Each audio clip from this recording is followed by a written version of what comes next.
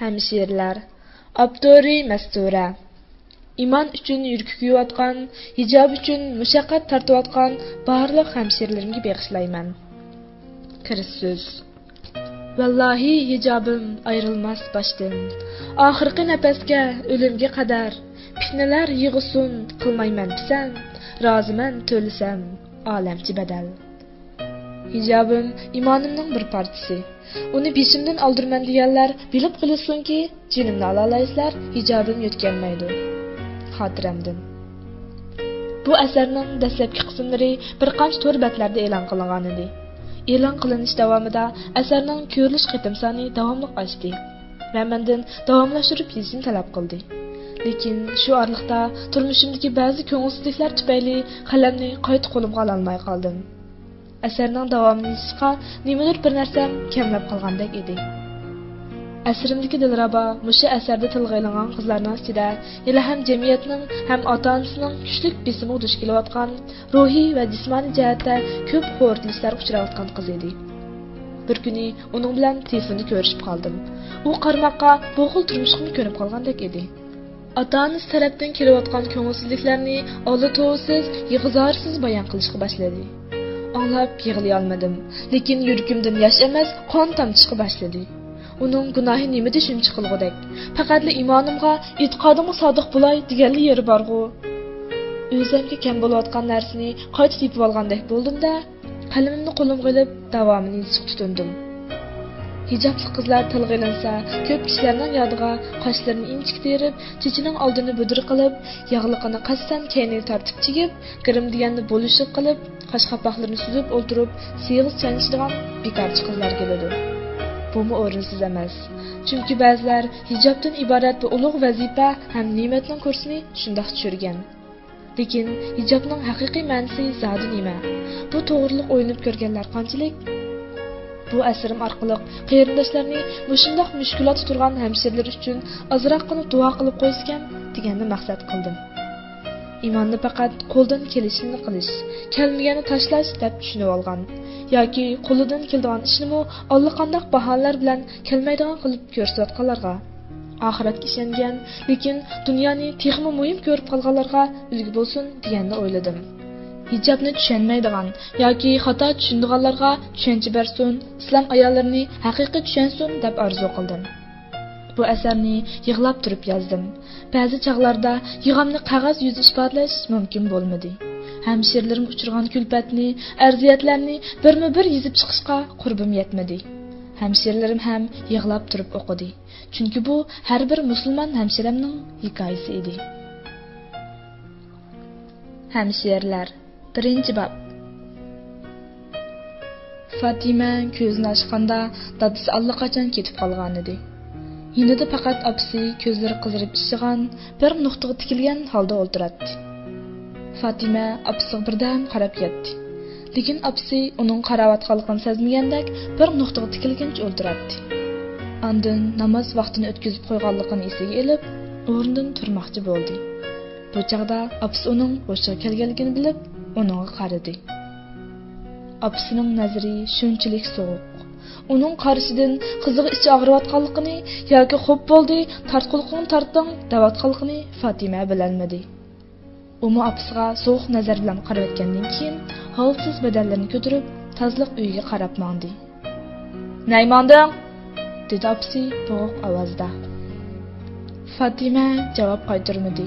Uning amdi opsiga biror eg'izmi gap qilg'isi yo'q edi.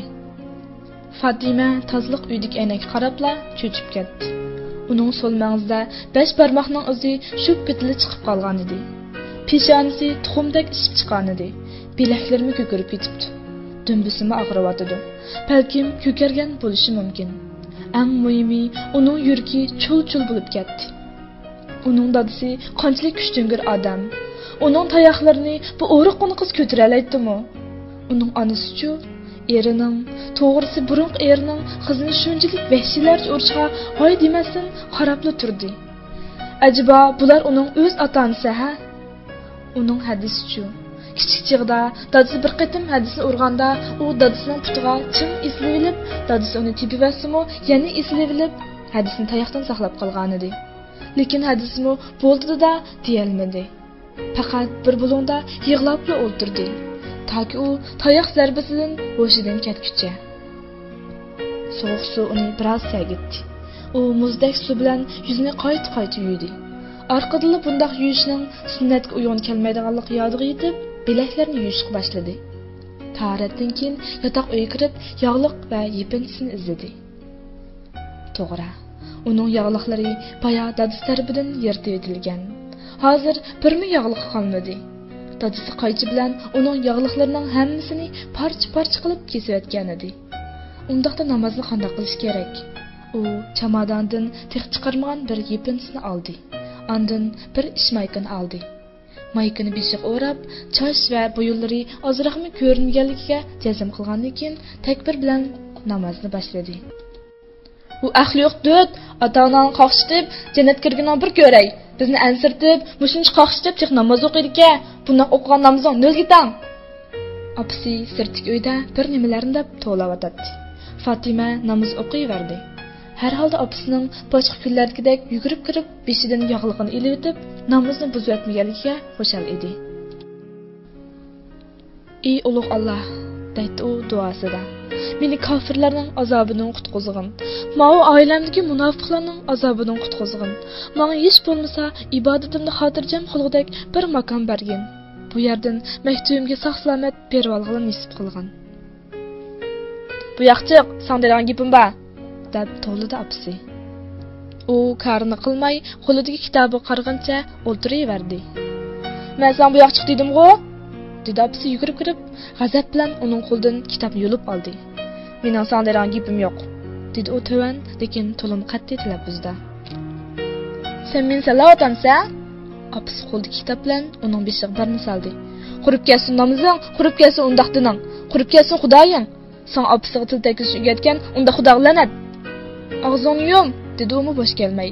"Yana gunoh ishlab tortgan bo'lsang, mendek bolni tuqquniga pushaymon qildirayman. Bo'ydan chiq." Apasi yoqasini tutquncha uning qarab qechib qoldi. Balkim kichigidan tortib sho'x bo'lsa-mu, apasining holiga yetadigan kuyimchan qizining tuyuqsizlik bundoq o'zgarib ketganiga tushunolmay qilyotgandi.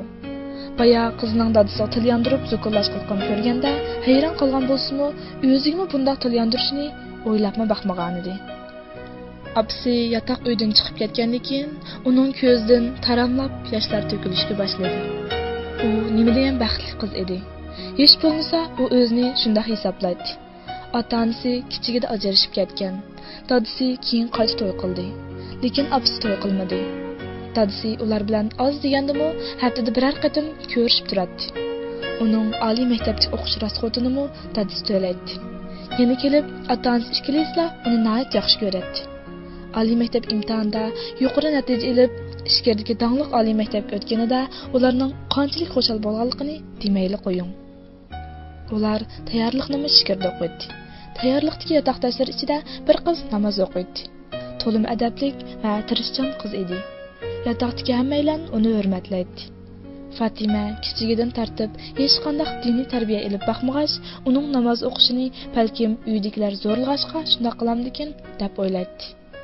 Uning nazarida yoshlik bahori urg'ib turgan, kelgusiga nisbatan orzu-umidlari to'lib toshgan bir yoshning bunday xurafiy ishlarga vaqt isrof qilishi aqlga sig'maydigan ish edi. Dilnur, juring voleybol o'ynab kirayli. Rahmat Fatima, birdamdan keyinla asr namozining vaqti bo'lib qoldi. Men chiqmay. Dilnur, kechda maktab kinoxonasida pek payz kino bor ekan, ko'rib kiramdi. Bo'ldi, sizlar chiqinglar, men bugun topshiriq ishlay. Atdigan yakshanba, atishsin bo'ldi-ku. Ati masjidda biri bilan ko'rishmoqchi edim, Qur'on o'rganmoqchi edik.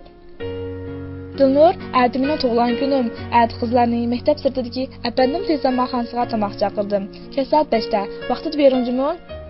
Ha, ati mening ishim bor edi. Voy, sizning ishingiz tugamaydi. Ishni qachonlik qilasiz bo'ldi? Mening tug'ilgan kunim yilda aram bir qatim kelgan tursa.